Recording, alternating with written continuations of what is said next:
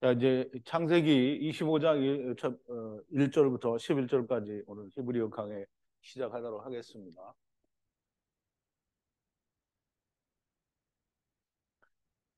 먼저 이제 우리가 지난 강해 동안에 또는 아, 이제까지 해왔던 것들 가운데 말씀을 들으면서 우리가 꼭 좀 기억을 해야 되고 우리가 좀 상기해야 될 그런 내용을 좀 이렇게 되새김을 좀 해보겠습니다. 자, 이제 우리가 24장을 통해서 보면 리브가는 궁창 아래의 물을 궁창 위의 물이 되게 하는 자가 아닙니다. 즉 고리와 팔찌를 가진 자예요. 이 고리와 팔찌를 가졌다라는 게 어떤 의미를 이야기하는지 우리 지난 시간에 여러분들이 배워서 다 잘 알 텐데요. 고리는 코에 끼어서 하나님께 매달려 있다는 거예요. 팔찌는 왼쪽 오른쪽에 다 팔찌니까 율법과 복음을 가진 자라는 말이고요. 하나님의 생명의 떡과 환도뼈 줄기와 좌우의 줄기들을 가진 자입니다. 리브가가 그렇다는 거예요. 그러므로 리브가는 그냥 아무나 교회 다니는 사람들이 다 리브가가 되는 게 아니고요. 리브가는 즉 예수 그리스도의 아내가 되는 거. 물리적으로 과거에 있었던 이삭이라는 어떤 옛날 인물이 아내를 얻었다 이런 게 아니라 우리는 리브가가 예수 그리스도의 아내다라고 하는 것을 분명하게 잘 이해를 해야 됩니다. 그래서 리브가는 그냥 여자가 아니고요.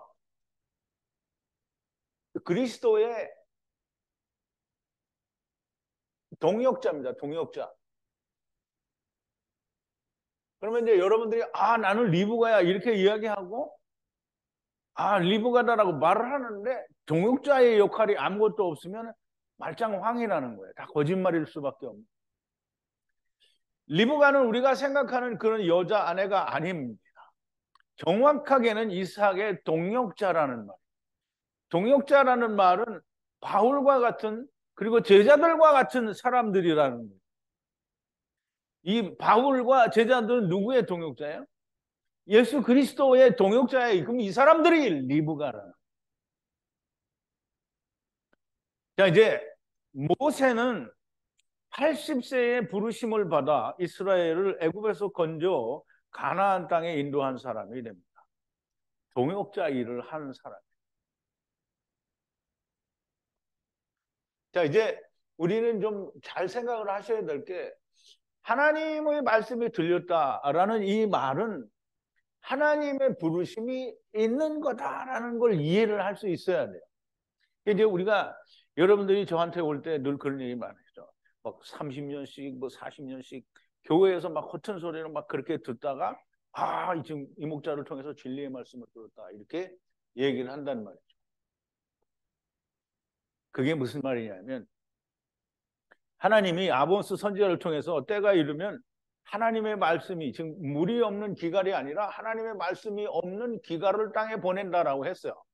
그래서 아모스 8장 11절에서 13절에 보면 주 여호와께서 가라사대 보라 날이 이를지라 내가 기근을 땅에 보내리니 양식이 없어 주림이 아니요 물이 없어 가람이 아니요 오직 여호와의 말씀을 듣지 못하는 기갈이라 사람이 이 바다에서 저 바다까지 북에서 동까지 비틀거리며 여호와의 말씀을 구하러 달려 왕래하되 얻지 못하리니 그날에 아름다운 처녀와 젊은 남자가 다 가나요 피곤하리라 그랬어요. 그러면 지금 우리가 여기서 기다리고 있다가 앞으로도 여호와의 말씀이 없는 기갈이 이제 오리라 이렇게 생각하고 있다면 정말 미친 사람 되는 거예요. 여러분들이 30년 40년 동안 하나님의 말씀을 찾아서 이 바다에서 저 바다까지 북에서 동으로 비틀거리면서 다니다가 하나님의 음성을 들은 거잖아요. 40년 동안 교회 다니다가 못 들어서 지금 하나님의 말씀을 들었다고 여기 온 거잖아요.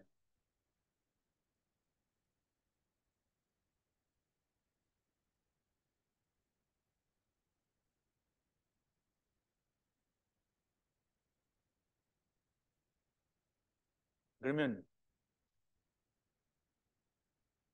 40년 동안 그보다 더 멀리 더 많이 하나님의 말씀을 그렇게 찾다가 못 찾았는데 진리를 들었다고 입을 벌려서 말을 했으면 그게 하나님의 부르심이 나한테 있었던 거 아닌가요?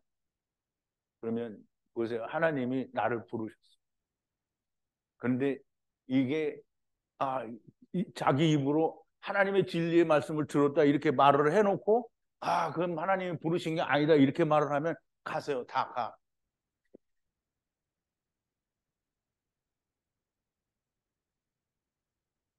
하느님이 부르셔서 사도 바울이 하늘에서 본 말씀을 히브리어로 전하시는 것인데 나이가 70이 되어서 이제 나는 이제 늙어서 내가 어떻게 하냐. 그리고 하느님이 부르셨다는데 내가 이제 하나님이 그래 나를 부르셨어요. 근데 내가 70이야. 그러니 이제 하나님의 음성을 들었는데 내가 이거를 전하려면 내가 언제 이거 배워서 전해라고 생각할 수 있어요. 그게 이 말이에요. 이제 나는 늙었는데 하나님이 부르셨는데 그러면 이제 이 말은 무슨 말이냐면 나는 하나님을 안 믿어 이 말이에요. 내가 몇 살이 돼? 내가 90인데 하나님이 불렀어. 그러면 하나님이 90살에 나를 쓸 만큼 쓰고 하나님이 하시는 일이지 내가 왜 그걸 판단하냐고. 이 말은 내가 하나님을 안 믿는다는 거예요. 하나님께서 부르셨는데 내가 몇 살에 죽는지 그걸 왜 내가 결정하냐고. 히브리어는 어려운데 내가 어떻게 하겠냐. 뭐 어려워요. 근데 지금 성회에 나보다 나이 많은 사람이 없어요. 왜 했어. 물론 이제 우리 미국에 있는 이명희 자매님은 나보다 훨씬 나이가 많고 또 우리 이명섭 형제님도 많지만 하나님의 지혜의 하나님은 오늘 우리가 이제 출애굽기 강해에서 배우잖아요. 하나님이 성령도 부어주시고 지혜도 명철도 지식도 부드러운 지혜의 마음도 주시는데 그건 다 어디 갔어요? 그러니까 이게 뭐냐면 하나님을 안 믿고 나 혼자 자기를 생각하는 거잖아요. 그럼 하나님의 부르심이 없는 거예요. 그러니까 내가 세상에 듣지 못하던 하나님의 말씀을 들었다. 그러면 그냥 가세요. 가셔서 유튜브에서 들으면 돼. 무슨 모여서 뭐 밴드에서 교제를 하고 할 이유가 뭐가 있어? 올 필요 없어요. 이런 생각을 하는 것은 하나님을 믿지 않는 거예요. 하나님을 믿으면 예수 그리스도를 믿으면 예수 그리스도와 함께 죽으라는데 그것도 안 하고 이것도 안 믿으면 그게 뭐냐고요. 그러면 들은 게 아닌 거예요. 참 진리의 하나님의 말씀을 들었다는 말을 이게 내가 좀 나쁜 말 할게. 찌꺼리지 마시라. 하나님의 진리의 말씀을 들었다라고 그렇게 찌꺼리지를 말라는 거예요. 들었다고 하려면 리브가처럼 벌떡 일어나야 돼요. 여러분 하나님의 음성을 어떻게 듣나요? 여러분들이 하나님의 음성을 들을 때 내가 자고 있는데 이렇게 불러서 귀에다 대고 이렇게 뭘 들려주기를 바라나요? 오늘날 세상에서 하나님의 음성을 들었다는 사람들이 다 성경에 있는 음성을 듣나요? 다 자기가 원하는 소리 듣고 다 자기 원하는 대로 찌꺼리는 거잖아요. 세상에서 교회 다니는 사람들이 들은 음성을 들려달라고 하는 겁니까? 그러면 왜 이 말씀을 듣고 이게 진리의 말씀이다라 왜 그렇게 했어? 그 사람들처럼 그렇게 듣기를 바라지. 천하고 악한 초등학문에 있을 때는 목숨을 바칠 것처럼 모든 것을 바쳐서 헌신하더니 그 열심으로 나를 위해 헌신하라고 하나님이 부르시는 거잖아요. 그랬더니 거름더미 위에 앉아서 퍼질러 있는 거예요. 하나님이 바울을 택하신 이유가 뭡니까? 바울이 뭐 가말리엘 문화생이라서 배운 게 많아서 지혜가 많아서 그럼 하나님이 바울보다 지혜가 못하다는 거예요? 바울 걸 갖다 쓰려고 하면 하나님이 바울보다 못하다는 거잖아요. 바울을 택하신 이유는 나를 핍박하는 그 핍박으로 나를 위해서 일을 하라는 거예요. 네가 핍박하는 그 핍박처럼 내 일을 하라고 그렇게 바울을 부르신 거예요. 그랬더니 바울의 생애가 어떻게 됐어요? 온전하게 하나님께 드려진 생애가 됐어요. 그러면 하느님이 나를 부르셨다. 하느님이 부르셨다. 하야 아세르 하야로 당신을 부르신 거예요. 그런데 하야 아세르 하야 그거 알아. 근데 그거 뭐 어떡하라고 이렇게 말하면 그러면 가세요. 이거 올 필요 없습니다. 하나님이 부르셨다. 그러면 일어나야 됩니다. 일어나야 돼요. 쿵 일어나야 된다는 거예요. 그런데 걸음더미에 퍼질러 앉아서 그냥 있고 싶다. 그럼 그렇게 하세요. 그럼 뒷감당은 누가 지냐? 뒷감당은 당신이 스스로 지시라. 일어나지 않고 걸음더미에 앉아서 듣고만 앉아 있으면 어떻게 리브가가 되겠습니까? 하나님이 부르셨는데 걸음더미에 앉아 뭉개고 있으면 리브가가 아닙니다. 걸음더미와 함께 가시게 되는 겁니다. 그러면 어떻게 내가 잘 가시라. 안녕히 가시라. 이렇게밖에 말을 할 수가 없는 거예요. 나이나 혹은 거리가 문제가 아닙니다. 하나님의 부르심, 하나님의 가라가 들렸어요. 그럼 여러분들이 바울이 하나님을 만났어요. 하나님이 불렀어요. 여러분들은 나는 바울처럼 안 불렀는데 그러면 그게 어쩌라고? 하나님이 이 세상에 이 바다에서 저 바다까지 북에서 동으로 비틀거리면서 죽을 둥 살둥 찾아다니다가 듣지 못한 말씀을 하야 아세르 하야를 들려주셨는데 내가 데리고 왔다가 다 데리고 가는 거야. 이거 알려주셨는데 바울이 아는 거 나한테 알려주셨는데 그러면 하나님이 나를 부른 게 아니라고? 그럼 아니면 할 수 없죠. 그러면 그냥 퍼질러 계세요. 그러다가 그냥 잘 가시면 됩니다. 들렸느냐? 이게 문제가 되는 겁니다. 하나님의 부르심.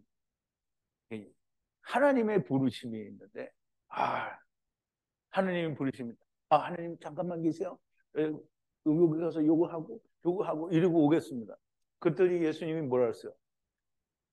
죽은 자를 죽은 자에게 장사 지내게 하고 너는 나를 따르라 이랬잖아요. 근데 지금 그거 하고 있겠다는 거죠. 이 사람들이. 거리가 멀어서 조금만 기다려주세요. 내가 좀 집 찾아서 이사 가겠습니다. 이사 올 사람이 그런 말 하면 말도 안 해. 이사도 안 올 사람이 그런 말을 하는 거예요. 자, 좀 우리 그 리브가에 대해서 좀 생각을 많이 바꿔야 됩니다. 여러분들은 다 리브가입니다. 그런데 일어나지 않은 사람은 결단코 리브가가 아닙니다. 일어나야 돼. 걸음더미 위에 앉아서 그냥 포질러 가지고 텔레비만 보고 앉아 있으면 텔레비 본다는 말은 여러분들이 세상 텔레비 본다는 말이 아니에요. 유튜브나 줌으로서 그냥 보고 그거 하고 있으면 아무것도 아니라는. 나이 80에 부름을 받은 게 모세고요. 나이와 상관없이 하나님이 부르면 하나님을 믿으면 내가 뭐 한 몇 시간을 일하다 가더라도 하나님 부르시면 일을 하는 거잖아요. 그런데 하나님이 부르셨는데 내가 아무것도 안 하고 그럼 하나님이 부르셨으면 어떻게 해야 돼요? 하나님이 부르셨으면 어떻게 해야 돼요? 네, 감사합니다. 그리고 그냥 앉아 있어야 되는 거예요.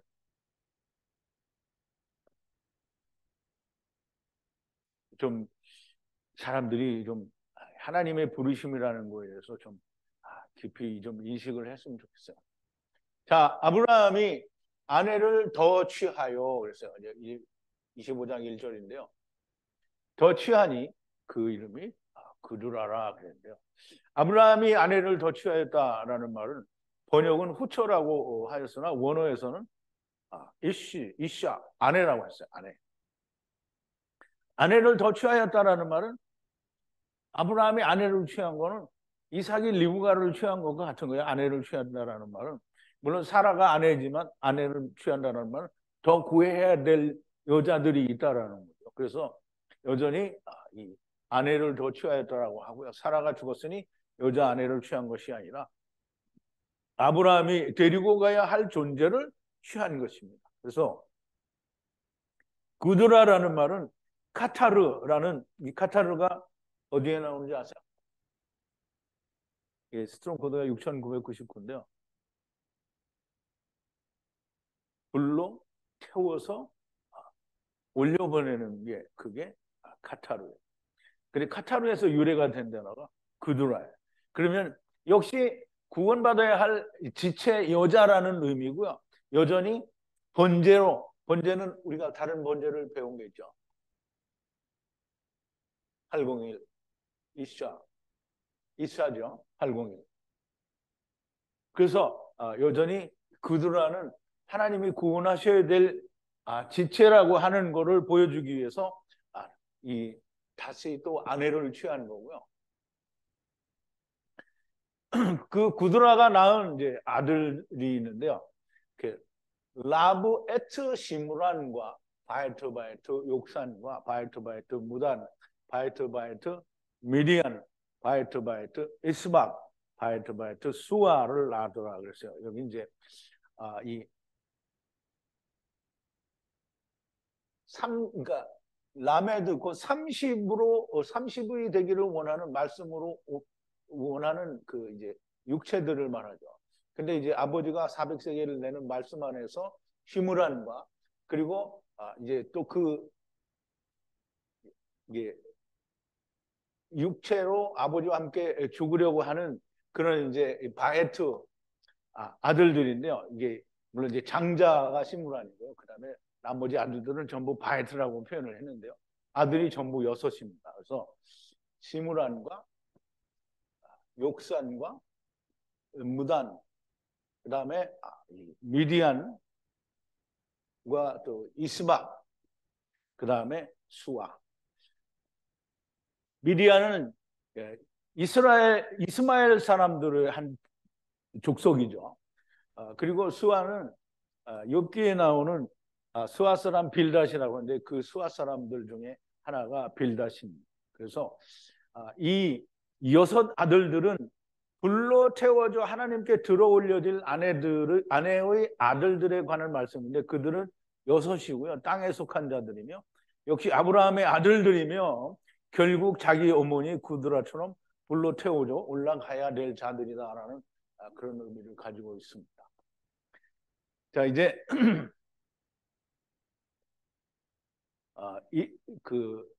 라브에트 30의 육체로 아버지께서 400세겔을 내시는 말씀 아래 시므란과 바이트 이제 아버지께서 400세겔을 내 전에 육체로 율법이 이루어지기 전에라는 말로 해석할 수가 있습니다.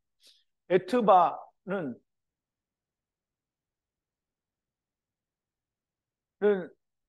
에트 후 육체로 율법의 성취 이후에라는 말씀이라 해석할 수도 있습니다. 그래서 바에트하고 에트바는 좀 다르죠. 그러므로 그드라의 모든 6 아들들은 처음에 속한 사람들이라 할 수 있으나 불로 태워져 하느님께 들어 올려지는 자들이라는 말씀입니다.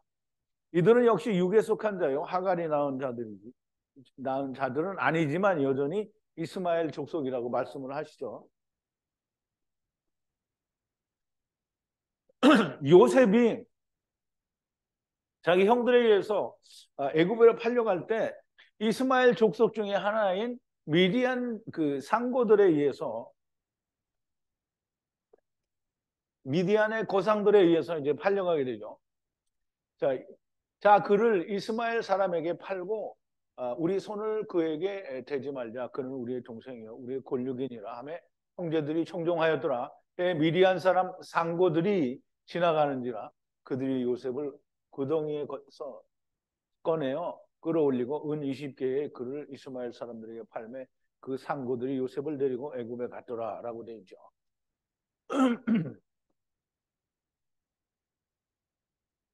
그러므로 여전히 그 미디안이라는 즉 그드라의 자손들도 여전히 이스마엘 자손과 같은 그 족속 그 안에 포함이 된다는 말이죠. 자 이제 3절인데요. 욕사는 에트스바와 바에트 드단을 낳고 드단은 은의 자손들은 아수르 루드시 루움밈을 하야하더라. 욕사는 에트스바와 바에트 드단을 하고 드단의 자손은 아수르 루드시와 루움밈을 하야하다 데리고 왔다라는 뜻입니다. 그러면 이제 욕산이 데리고 왔다 또는 드단이 데리고 왔다 이런 의미가 아니고요. 이제 데리고 오는데 다 누구를 통해서 데리고 와요? 하나님이 데리고 오시는데 다 사람을 통해서 데리고 와요. 그러면 육체를 통해서 데리고 오는 거잖아요. 그러므로 하나님이 데리고 오셨지만 여전히 사람을 통해서 데리고 오셨다라는 말씀을 하시는 거예요. 그들의 이름에 대해서는 해석할 필요가 없는 것 같고요. 어차피 그들의 이름에는 모두 구원을 받는다는 뜻이 있거나 어떤 상태의 사람이라는 것이 그 뜻이 됩니다. 이들의 이름도 역시 여러 족속의 족장의 이름이고 한 민족들이 됩니다. 자, 이제 4절인데요.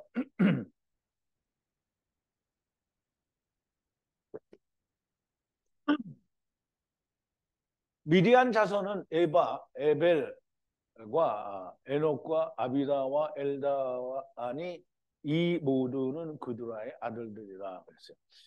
미디안의 자손은 에바와 에벨과 에녹, 아비다와 엘다아니 이들은 모두 그들의 아들이다. 태워져서 올려줘야 할 아들들이다라는 말이고요. 이들은 모두 그들의 아들들이나 여전히 세상에 속한 처음에 속한 첫사람 아담 안에 속한 이스마엘 족속 중에 하나로 말씀을 하시는 겁니다. 아브라함이 에트로 분리한 모두를 라브 이삭에게 주었고라고 했는데요. 아브라함이 에트로 즉 아버지께서 400세겔을 내는 그 말씀으로 아버지께서 400세겔을 내시겠다는 말씀으로 분리한인데요. 이 아버지께서 400세겔을 내겠다는 말씀으로 분리했다라는 말은 뭐냐면 우리 창세기 15장 7절에 보면 횃불 언약이 나오죠. 횃불 언약이. 해가 져서 어두울 때 이제 하나님이 아브라함에게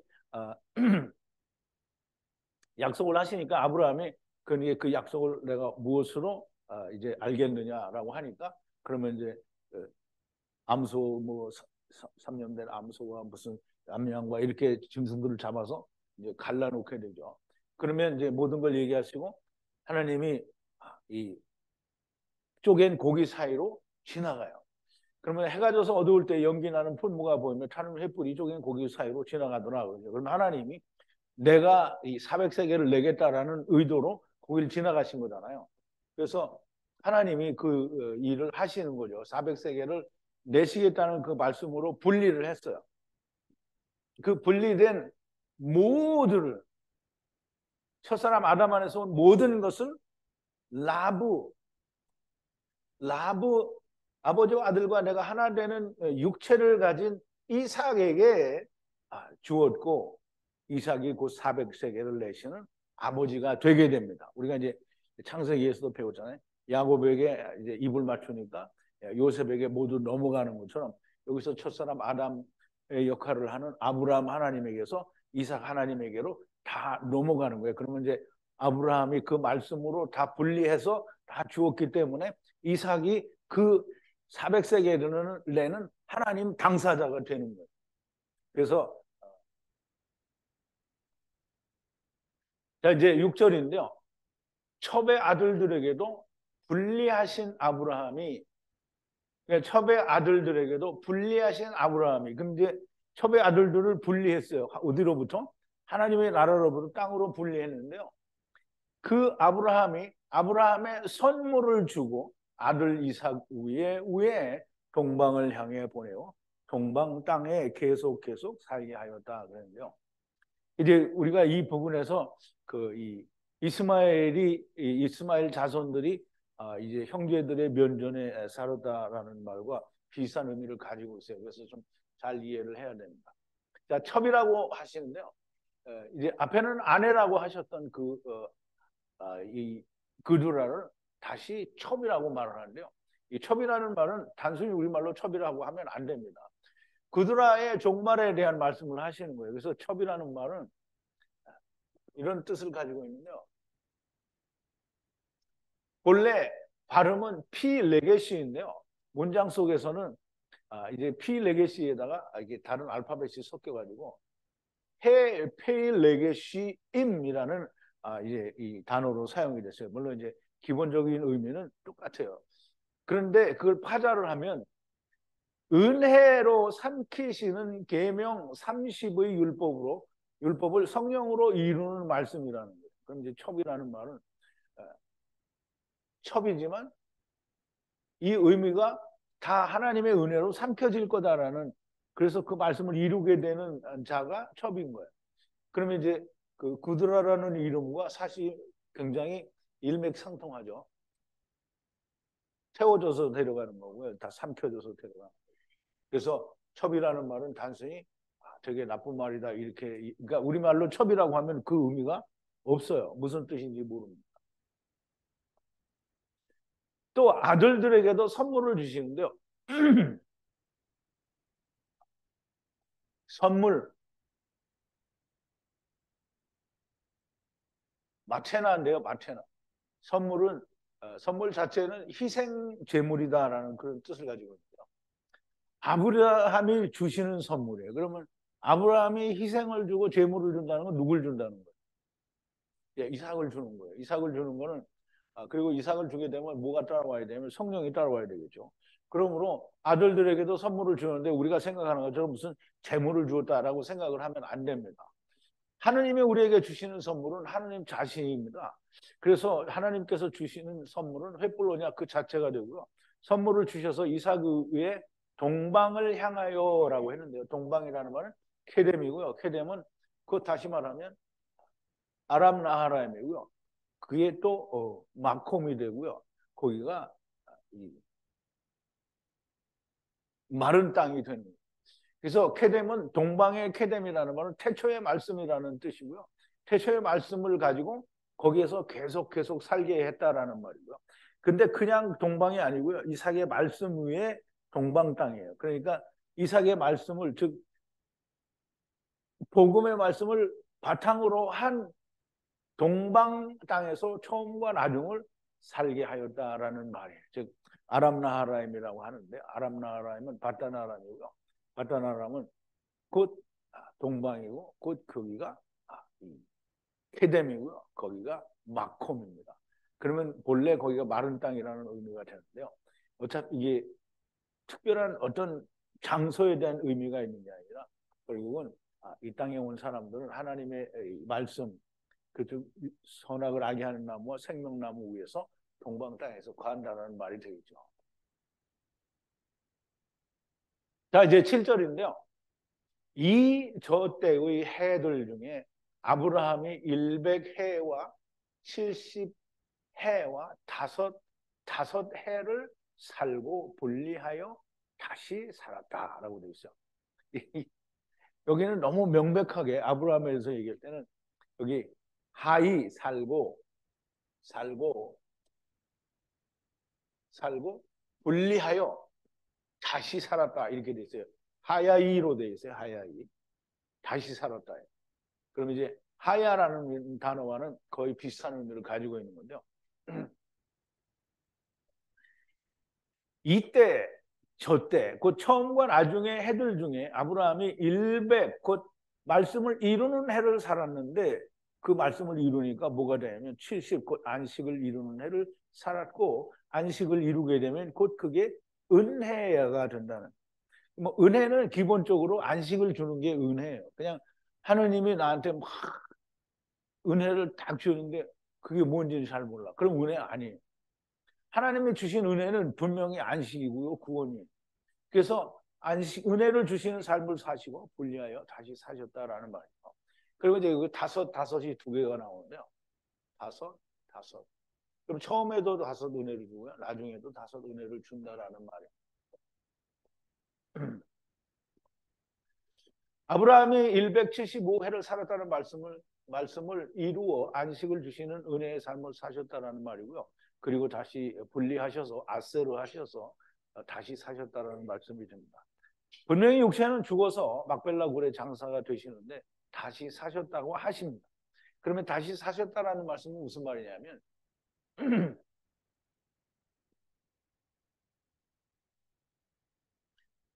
이제 보세요. 예수님이 요한복음 6장 63절에 보면 살리는 것은 영이니 육은 무익하다. 그러면 이제 육은 흙은 죽는다는 거잖아요.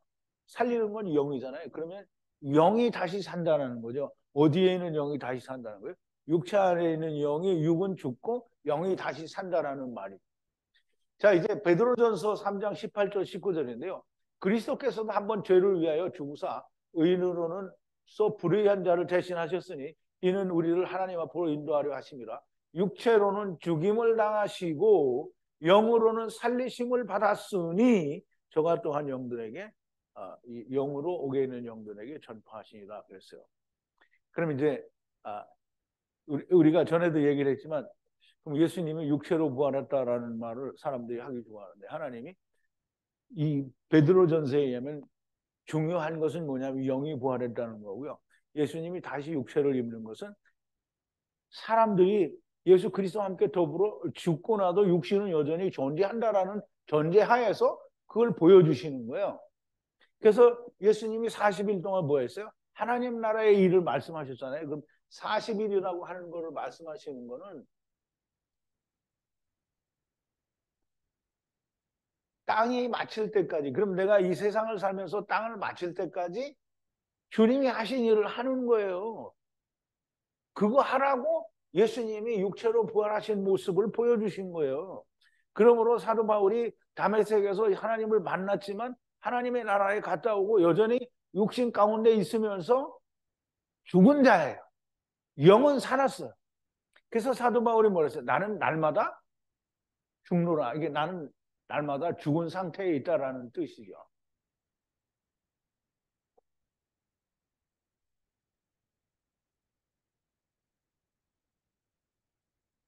이는 다시 하나님은 산자의 하나님이시라는 말씀이 됩니다. 이게 굉장히 중요한데요. 이 마태복음 22장에 보면 이 사두개인들이 구할 때에는 자기들의 형수가 누구의 아내가 되냐 이거 물어보는 거죠.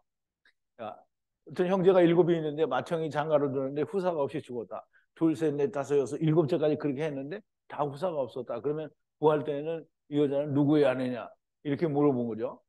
그랬더니 예수님이 뭐라 하냐면 나는 아브라함의 하나님이요 이삭의 하나님이요 야곱의 하나님이라 하신 것을 읽어보지 못하였느냐. 하나님은 죽은 자의 하나님이 아니요 산자의 하나님이시니라. 그래서 내가 중간에 이제 설명을 빼먹었는데 이제 예수님은 이 부활 때에는 하늘에 있는 천사들과 같이 시집도 가지 않고 장가도 가지 않는다라고 말씀을 하시고 그 다음에 하나님은 죽은 자의 하나님이 아니라. 그러면 죽은 자는 산자의 하나님은 산자는 누가 산자예요? 영이 산자를 말하는. 그래서 우리가 또 하느님은 여기다 이걸 안 만들어놨네. 하나님에게는 여기 같이 나와. 하나님은 죽은 자의 하나님이 아니요 산자의 하나님이시라. 하나님에게는 모든 사람이 살았느니라 하시니라. 이 말이 굉장히 중요합니다. 우리가 예수님이 세상에 오셔서는 땅에 온 자는 다 죽은 자인데 하나님께서는 그 안에 있는 영을 보실 때에는 다 산자로 여기는 거예요. 다 데려갈 자니까. 땅에 있는 육신을 보는 게 아니라는 말이죠. 그래서 육아는 이 말을 그렇게 하는 겁니다. 육체는 죽으면 다 그냥 흙으로 돌아갈 뿐입니다. 그래서 육체는 흙이지 육체는 아무것도 아닌 거예요. 그래서 우리 다시 보면 네가 얼굴에 땀이 흘러야 식물을 먹고 필경은 흙으로 돌아가리니 그 속에서 네가 취함을 입었음이니라. 너는 흙이니 흙으로 돌아갈 것이니라 하시니라. 그랬어요. 그러면 안에 있는 영도 너 흙이 되라 이 말이. 너 흙에서 취함을 받은 흙, 하나님이 흙으로 취해서 거기다가 뭘 넣었다고요? 영을 불어 넣었으니까 그 영이 나오면 흙은 그냥 흙으로 돌아가는 거예요.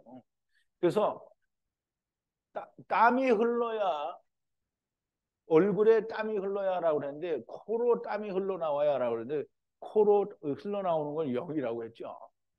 그래서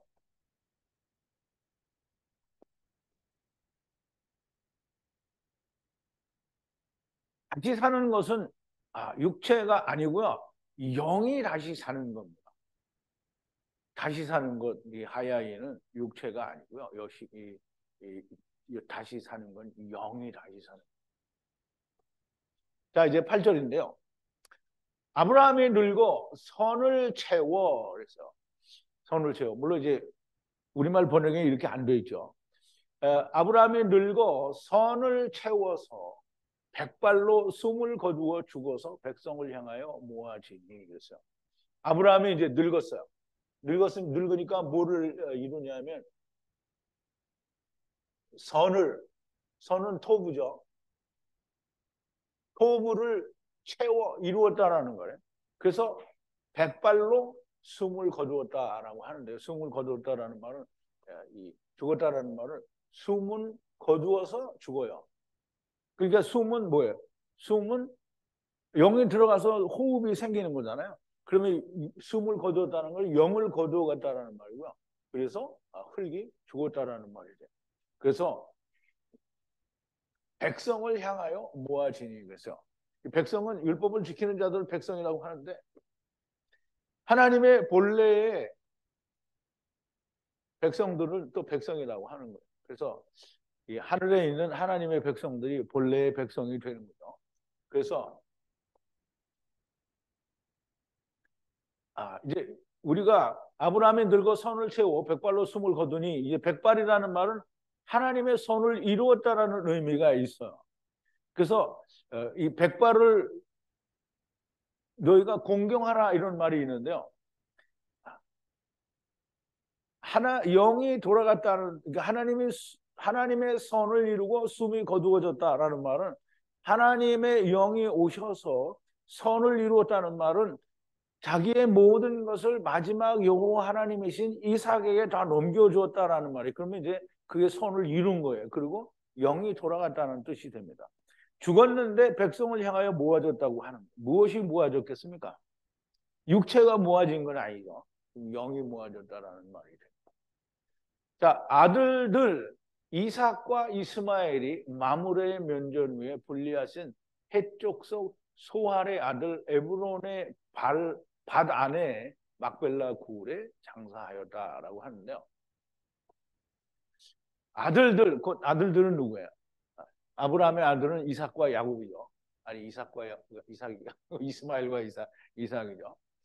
이 마므레 하느님이 나타나신 곳의 면전에 하느님의 면전 위에 분리하신 헷족 속의 아들 소할의 아들 에브론의 밭 안에 막벨라 굴에 장사하였다라고 하는데요. 밭이란 경작하는 땅이고요. 경작하는 땅은 곧 이스라엘 땅을 말하는 거고요. 그래서 이스라엘은 이 율법을 에덴 동산에서 지키는 거죠. 그러면 에덴 동산에 지키는 것이 뭐로 밭은 에덴 동산을 말한다라고 말할 수도 있습니다. 그래서 이거 되게 어렵다라고 생각하실지 모르는데 사실 맞는 말이에요.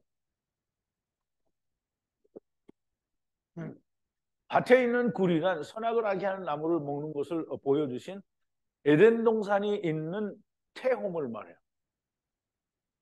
실제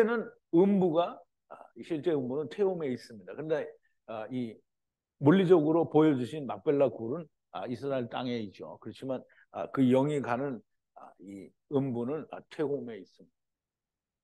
그러면 이제 에덴 동산을 세상의 에덴 동산이기도 하지만 창세기 6장에서 보여주는 에덴 동산은 태홈을 말해요. 태홈 안에 있는 에덴 동산이고요. 그것이 밖으로 나와 지금 에덴 동산으로 내보낸 거잖아요. 다시. 자, 10절인데요. 아브라함이 헷 아들들과 함께 산 분리된 밭이라 거기 아브라함의 아내를 매장하였다 그랬어요. 아브라함이 헷 아들들과 함께 샀다는 말은 아브라함이나 헷 아들들이나 다 400세겔을 내는 자는 다 이곳에 들어가게 된다는 말씀이 됩니다. 땅에 육신을 입고 온 모든 자들이 이곳으로 가게 된다는 것이고요. 아브라함에게 속한 자나 헷 족속에 속한 자나 다 가는 것이라는 뜻이 됩니다. 자, 11절인데요. 아브라함이 죽고 나중 하야하고 아브라함이 죽었어요. 그러면 이제 아브라함이 죽었으니까 첫사람의 처음이 끝난 거잖아요. 그러면 이삭은 뭐냐면 나중이잖아요. 그래서 나중이 하야하니 하나님이 에트 아들 이삭을 축복하사 이삭을 쌈에 감찰하시는 하나님과 함께 거하게 하시니라 그랬어요. 그러면 이 감찰하시는 하나님이 뭐냐면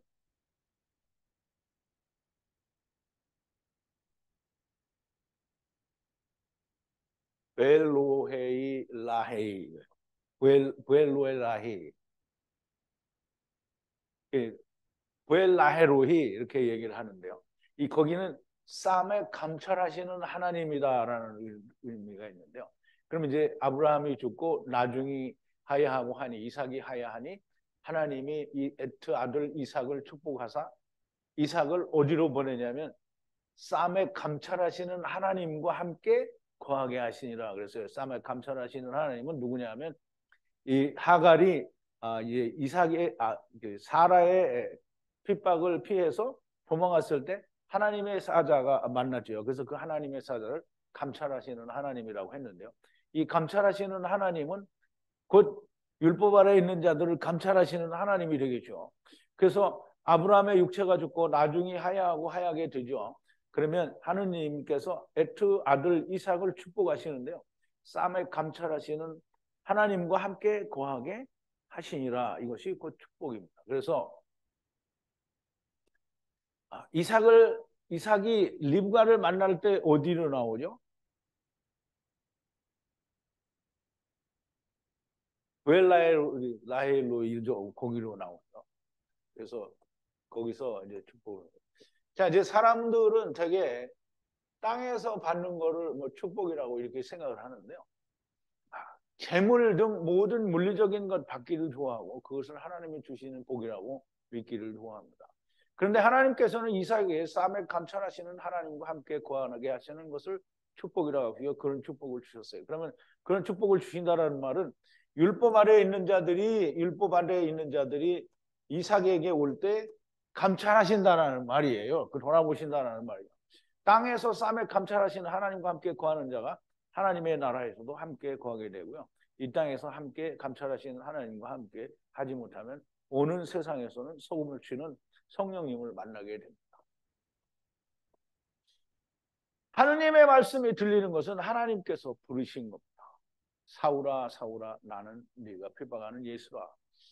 지난 세월 정말 한심하게 마귀에게 하나님이라고 부르고 3, 40년을 다녔으니 어찌 예수를 핍박하지 않았다라고 말을 할 수가 있겠습니까? 이런 정말 미련하고 멍청한 일을 한 나를 참 진리의 말씀을 들려주셨는데 이게 하나님의 부르심이라고 깨닫지 못한다고 하면 할 수 없는 거죠. 그냥 거름더미에 앉아서 퍼질러 있다가 그냥 거름더미와 같이 음부로 가시면 됩니다. 주님이 내가 믿는 예수는 너희가 이제까지 믿었던 예수가 예수 아니고 지금 이 참 진리의 말씀 들은 것이 이게 참 진리의 예수님 말씀 다바로 로고스인데 즉 진리의 예수님이라고 말씀을 하시는 것입니다.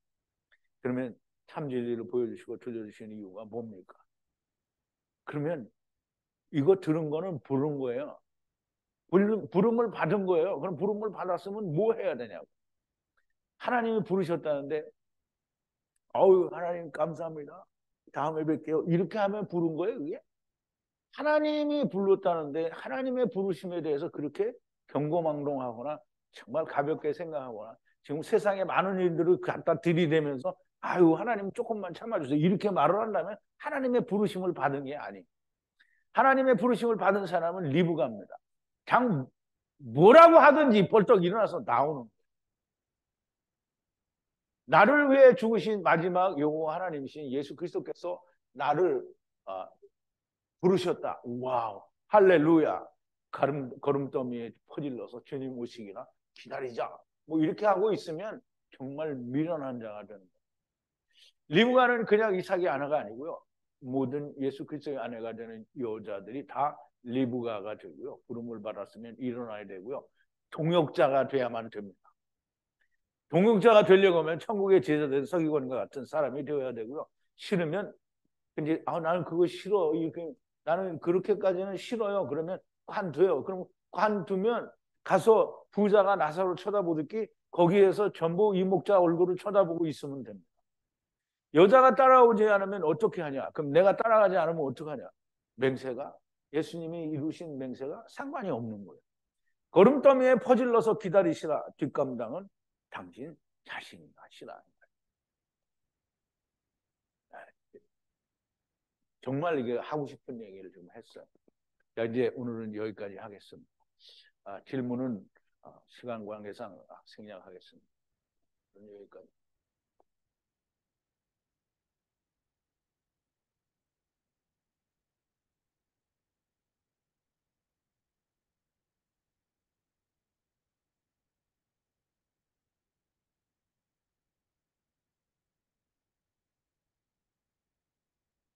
중지.